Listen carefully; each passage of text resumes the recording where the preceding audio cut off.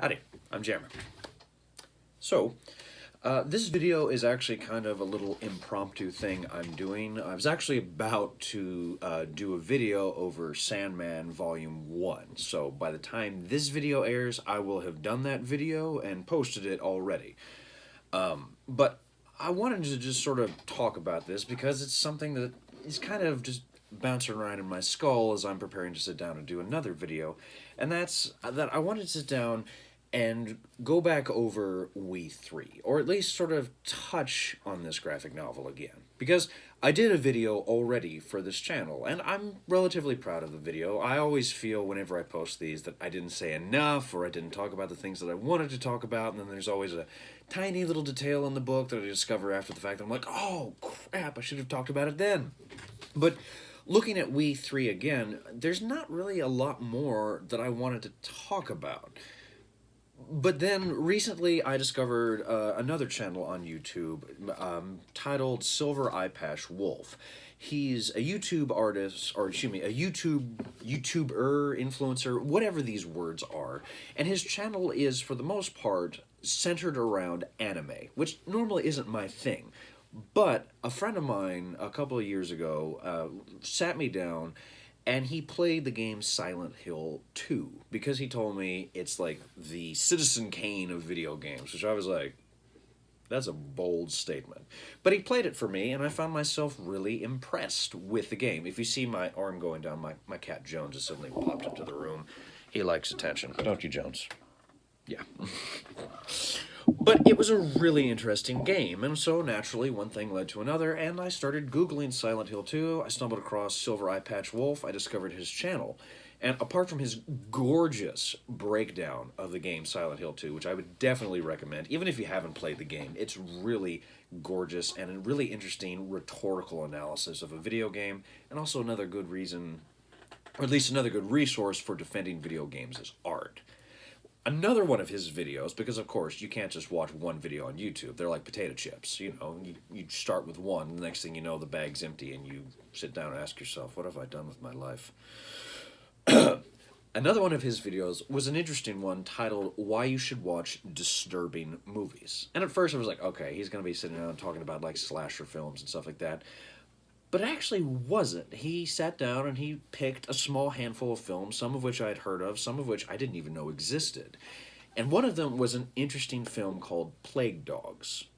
The summary of the story, and I should forewarn you, this can be a tad triggering for people who are bothered by animal violence, is that there is a dog who is being effectively kind of held hostage by a group of scientists that are performing scientific experiments on him. The experiment is they place him in a pool, in which case he is basically sort of left to float and try to swim until eventually his strength gives out and he sinks to the bottom and drowns. At which case the scientists then pull him out of the water, resuscitate him, heal him, and then perform the experiment over and over and over again. If that sounds fucked up, it's because it is. It's a fucked up movie. The film eventually sort of continues as the dog, who is also accompanied by another dog who's also being experimented upon, eventually try to escape the institution and find themselves being pursued by the scientists. Naturally, watching this video about this movie, I thought back to We3 and the notion of what is empathy, what is the notion of, what is the notion of supporting animals, or what is the conception of our relationship to animals, and why do we find ourselves over and over again bothered by violence against animals? Is it because they seem weaker than us? Is it because we find ourselves in familiar settings day by day with animals? Is it because in violence against animals we see a sense of injustice? I don't know. For me, like I said in my original analysis of We3, one of the strengths of this book is the way it begs the question of empathy. And again, empathy is not the same as sympathy or pity. Empathy is seeing another organism's pain and what's the right way to describe it? Well, for lack of a better word, caring recognizing it as suffering and feeling or perceiving a lack of justice or perceiving an injustice in that suffering. And then at the same time, a desire to help. Again, if we look at this haunting image of the character 3 being shot in the head by I'm going to assume he's a farmer, he perceives a threat to his son, so he shoots 3 in the head. That scene is haunting, and it makes my heart hurt. Like, I cry every single time I read We3, because at this moment I recognize that 3 has been the victim of years of physical and psychological abuse, of manipulation. He's been forced into this mechanical suit. He's been used as a literal weapon for the military. Likewise, a previous instance I showed to you again was the scene with the rats. The scientists at that moment are performing experiments, in one instance where they've effectively replaced the head of one of these rats with a screwdriver and is being used at that moment as a weapon against a fellow rat. We perceive at this moment a hideous injustice because, again, we're watching these animals being manipulated and tortured and abused by human beings, ultimately on the surface level, for the cause of the bettering of the human race. The argument is we can use animals in order to save human lives. Naturally, the story progresses, and human after human after human life is destroyed in pursuit of trying to capture these 3 organisms that have broken free by a scientist who has recognized this injustice. Looking then in relation to plague dogs as well, the argument then comes out of what is disturbing about this. And for me, looking at We3 again, like I noted in the original video, is the plausibility of it. We recognize and we value human life, and yet there's a sort of consistent undervaluing or underappreciation of human life. If we note here the sort of climax scene when this army of, they're not necessarily Navy SEALs, it's an unnamed military group. It's the military. That's all you really need to know in relation to this book.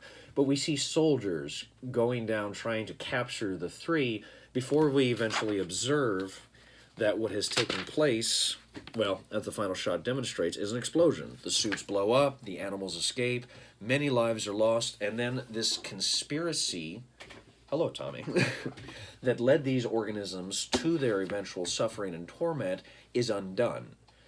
There's, at that moment, a sensation of justice done.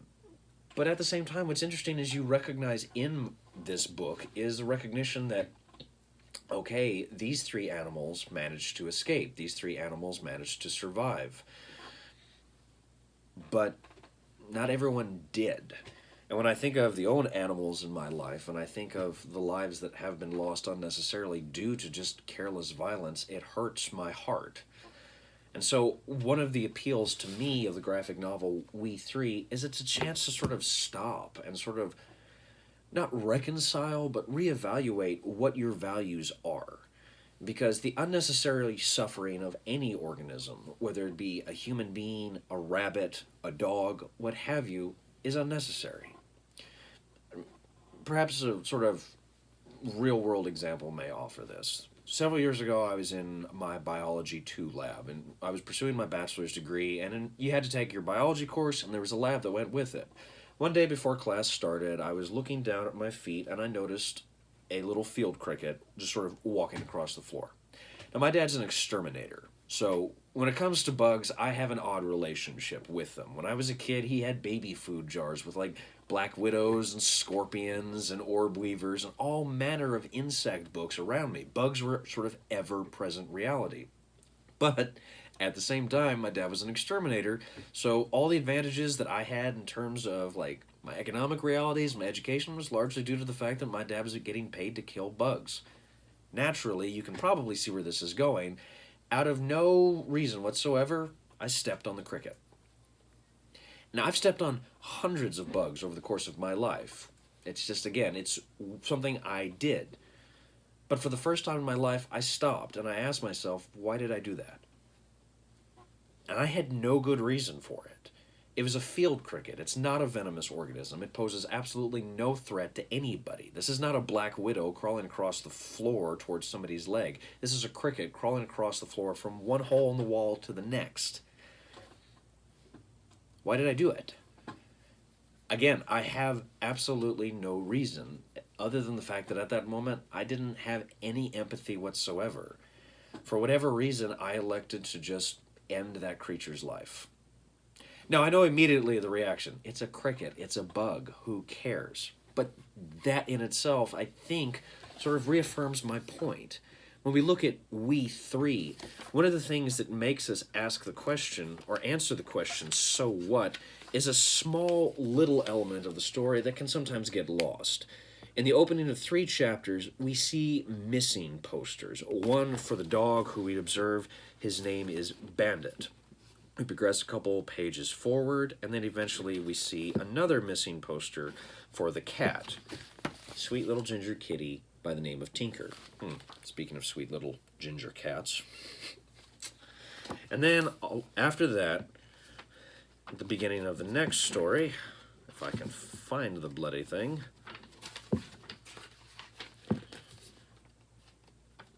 Of course, I'm not going to be able to find it.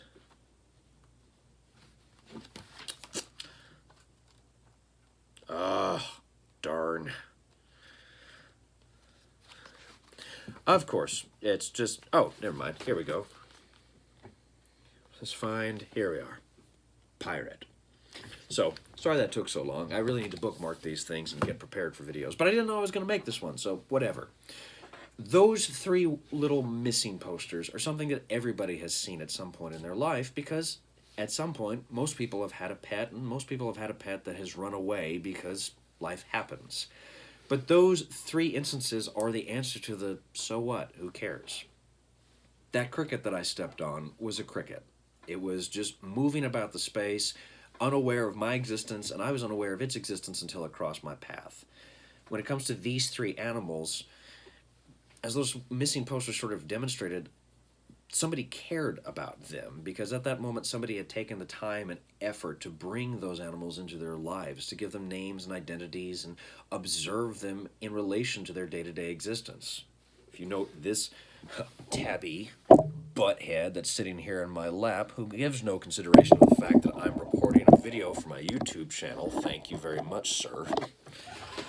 That's going to be skewed now, but whatever. When we consider another organism's life and our relation to it, it's a small question, but it's one that's really worth asking. What is disturbing about the idea that 3 animals, 3 pets that we love and care about deeply, could suddenly be taken from us, effectively tortured and manipulated and used as weapons? It's a disturbing thought. And sort of at the core of that disturbing thought is the realization that it's something that could happen. So, I'm not entirely sure, again, if there was a central thesis to this small little video, but I wanted to just kind of talk about it again, because when I look at We3, I observe a graphic novel which is really sort of asking the question of, why do we allow these horrors to be committed? Why would something so soft and so vulnerable, or something that's so familiar and commonplace, come to harm unnecessarily so? It's a disturbing realization because we recognize its plausibility, and hopefully then, by reading books like this, we become more aware of how fragile these relationships are with these organisms, and how, while for some it may be easy to dismiss these relationships, or perhaps completely sever relationships as, oh, it's just a bug. It doesn't have any life. It doesn't even feel pain, so why should I fear about killing it? The problem is that line of thinking can lead you down a dangerous path. And when it comes to the history of human beings and animals, you can observe it firsthand. Whether it was Descartes nailing dogs and cats to his chalkboard and laughing at them because he didn't perceive that they had souls, or if you've ever bothered to read David Foster Wallace's essay, Consider the Lobster, as we ask ourselves, it's just a lobster, it doesn't feel pain, I should be allowed to boil it, what have you. Again, it's a little thing of moving from the little instances of, it's just a cat, it's just a bug, to it's just a person. I don't know them. Why should I care? Why should I matter? It's the little choice of othering something that gives us freedom from empathy. And so hopefully, as you read We3, and if you take the time to watch Plague Dogs, strength be to you. I am never going to watch it because I know it will destroy me. Continually ask yourself that question: where am I drawing the lines? And am I drawing that line because I believe logically there's a case for it, or because emotionally it's far more convenient to create that line in the first place? Food for thought. Thank you so much for watching. I really appreciate it. As always, please like, share, and subscribe, all that jazz. It helps me know that you're liking these videos, that you want to see more of them. Also, note as well, there should be a link to my Patreon in the description section below. I only have a $1 a month tier, and that helps me make these videos. It helps me with my art outside of this video channel. It just helps me, period, kind of just basically continue and work towards making art and awareness for art. So if you've got $1 a month that you don't mind parting with, I would be immensely appreciative. Again, when it comes to We3, it's still a pretty recent graphic novel. It's a Vertigo print, so it may be a little more difficult to track down, but try your local comic book shop because they should probably have a copy of it either in a bound trade or as the individual issues. If you can't find it there, don't forget you live in a world with free public libraries. So, check out your library. If they have it, great. If not, ask if they have an interlibrary loan program. They can probably get it to you. As always, thank you so much for watching. I tremendously appreciate it. Go read some comics. Go pet your cat.